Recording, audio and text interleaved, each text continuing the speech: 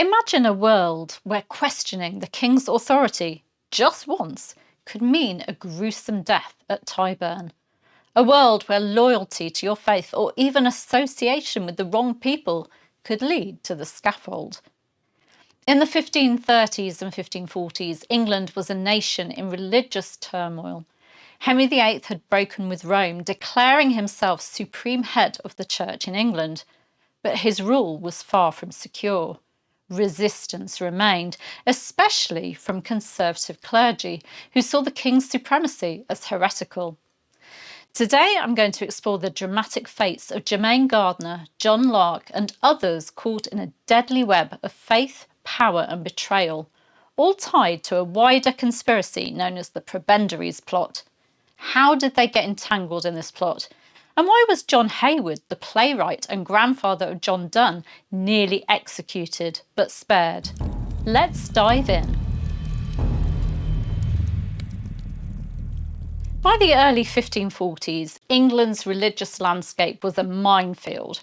The dissolution of the monasteries had shaken traditional Catholic structures, and Protestant reformers like Archbishop Thomas Cranmer were pushing Henry VIII's church further from Rome.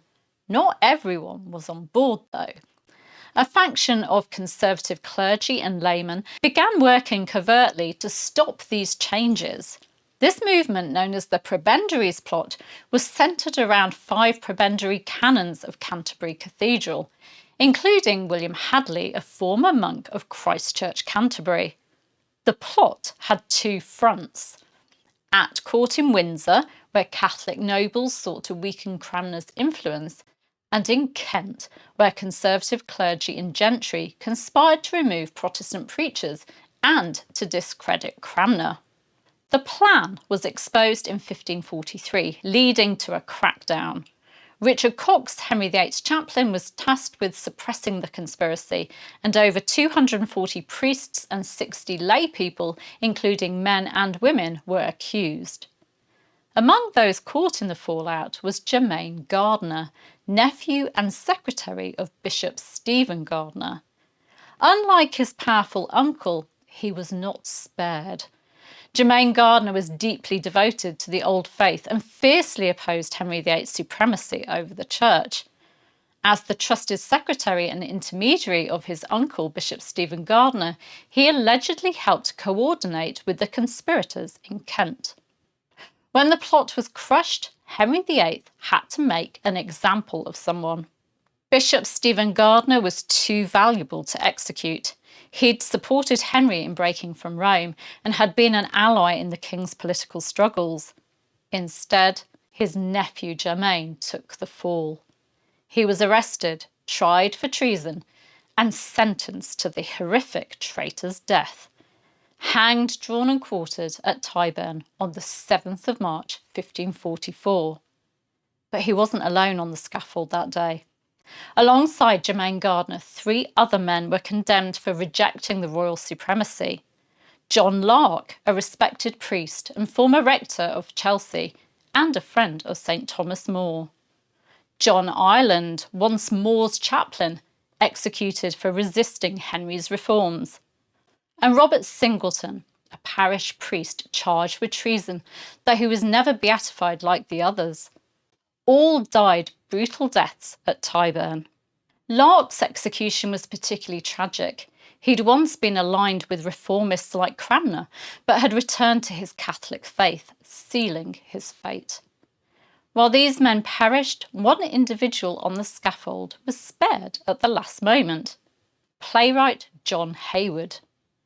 John Heywood was not a priest or theologian, but a playwright and satirist known for his sharp wit and court connections.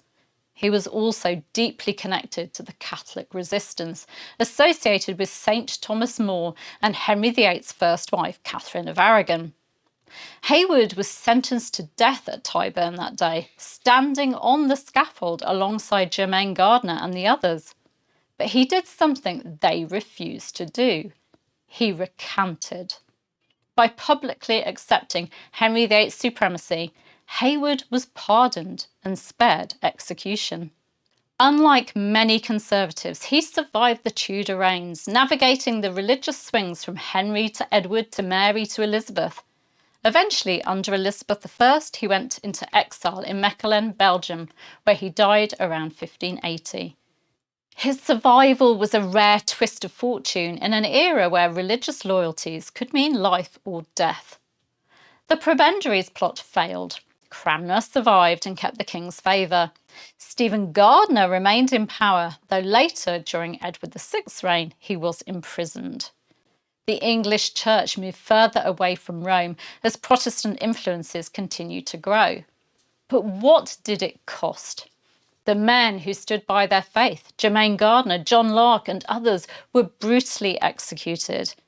Even those who'd once served the king's reforms, like Dr. John London, found themselves crushed when they'd outlived their usefulness.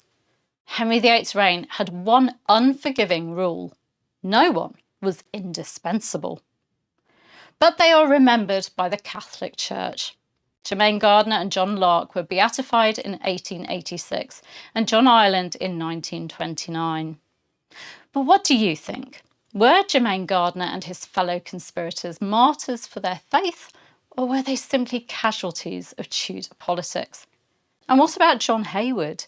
Did he wisely save himself, or did he betray his convictions? Do let me know in the comments. And if you found this deep dive into Tudor treason and conspiracy fascinating, please remember to like, subscribe and hit that notification bell for more insights into the power struggles, betrayals and scandals and lots of executions of Tudor England. See you next time. Take care. Bye bye.